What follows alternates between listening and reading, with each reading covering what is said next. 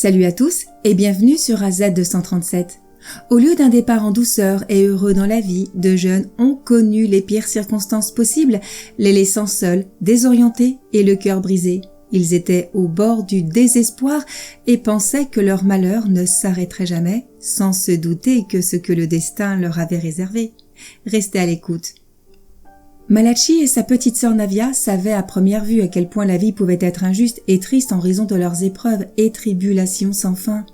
Ils avaient traversé des périodes extrêmement difficiles et étaient épuisés physiquement, mentalement et émotionnellement, mais leurs épreuves douloureuses étaient loin d'être terminées, chaque jour apportant son lot d'incertitude, de désespoir et d'amertume pour la fratrie.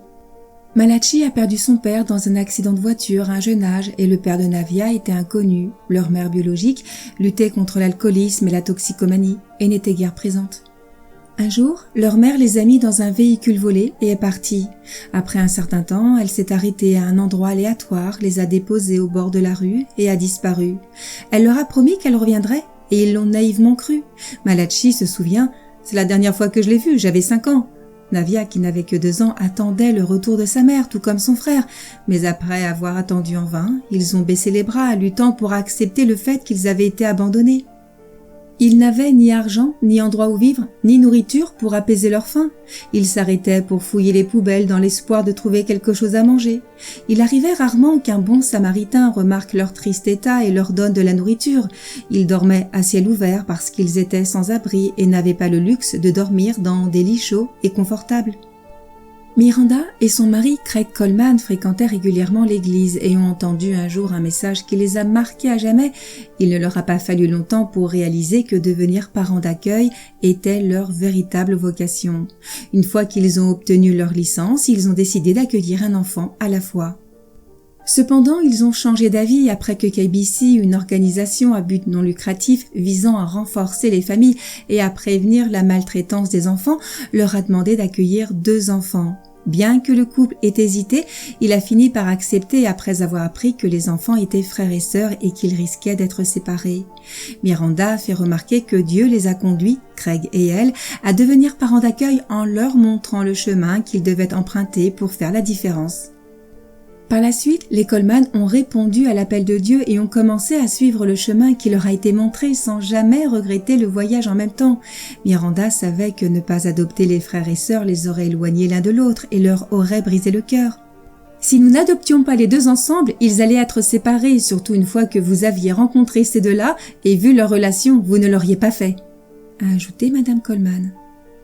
Malachi et Navia ont vécu beaucoup de choses dans leur enfance et ont appris qu'ils ne pouvaient compter que l'un sur l'autre, se débrouiller seuls, subir des pertes, des abandons et des chagrins.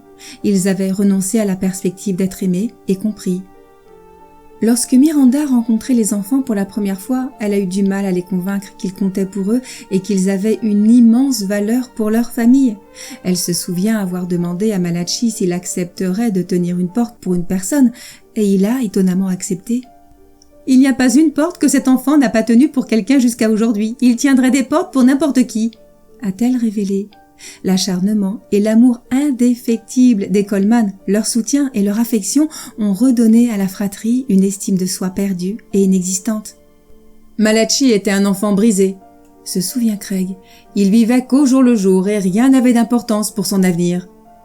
Heureusement pour le couple, tout a changé pour le mieux en novembre 2015, quand Malachi et Navia sont officiellement devenus des Coleman et ont finalement eu un foyer pour toujours et une famille aimante.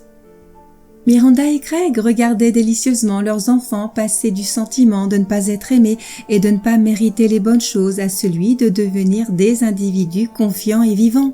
Malachi, qui mesure 1m95, faisait également du sport et impressionnait tout le monde avec ses excellentes performances au basketball, football et athlétisme.